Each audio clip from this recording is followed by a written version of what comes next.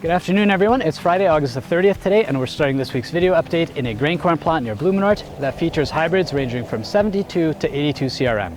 And that's basically the full range of grain corn maturities that we grow in this part of the province.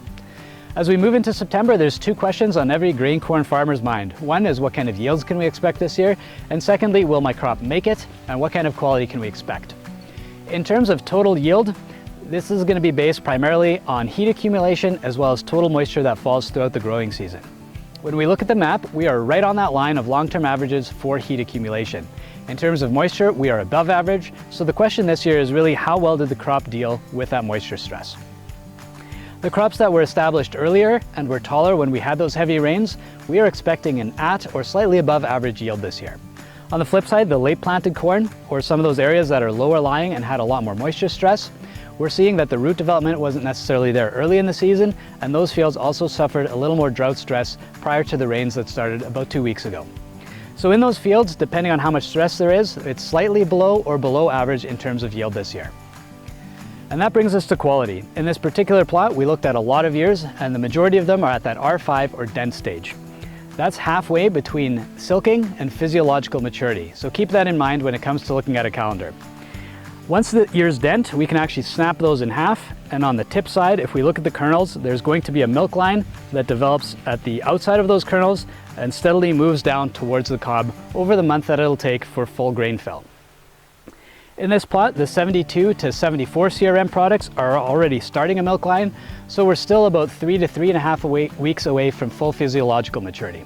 Some of the later hybrids, or again, some of those more stress fields, we're seeing that they're really just getting to the dent stage, and on the worst of it, not even dented yet. So in those fields, we're still gonna need at least a month to 5 weeks of frost-free time for them to reach full physiological maturity. At that early dent stage, about 45% of the dry matter is already accumulated.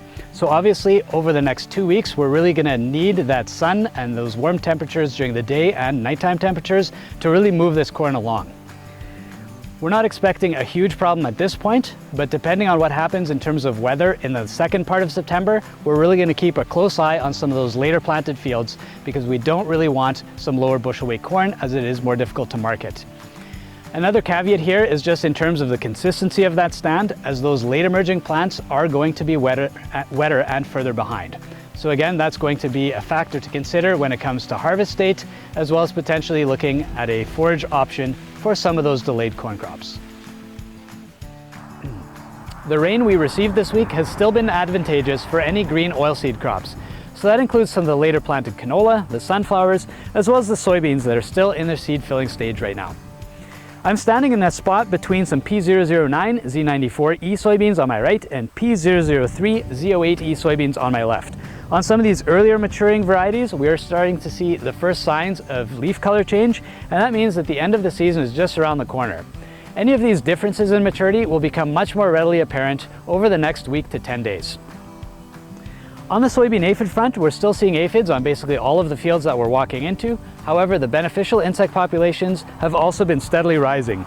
So overall, the aphid population has been pretty consistent in most fields, and not a lot of fields have been sprayed. In this field here, one other thing that we're starting to note as we get towards the end of the season is some northern stem canker in the soybeans. So that is a fungal infection that will have gotten into these plants early in the season when we had those prolonged cool and wet conditions. Now we are seeing that some of those stem cankers have spread, those leaves are starting to wilt, and the plants are prematurely dying before reaching physiological maturity or their full yield potential. With all of these changes and harvest just around the corner, we will be hosting our annual Mark Cutlet Seeds crop tour here in this field next Thursday morning. So we'll be starting in this plot at the intersection of Highway 210 and Road 30 East, and that is just 2 miles east of Landmark. We'll be starting with coffee and donuts at 9 o'clock in the morning and hope to get the meeting underway by 9:30. About an hour later, we'll be moving to a corn plot just east down the road here, and we'll be discussing maturity as well as yield potential in that plot as well. We'll finish with a smoky lunch at 11:30 right there in the field, and hopefully that'll get you back underway with some beautiful harvest conditions later on in the afternoon. Here's the hoping.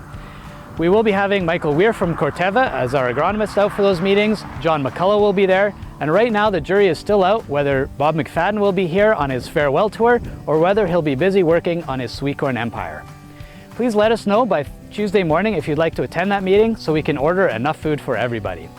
If you have any questions, please don't hesitate to give us a call. We hope that everyone enjoys this final long weekend of the summer. And once again, thank you for watching this year's episodes of Marquette Seeds video updates.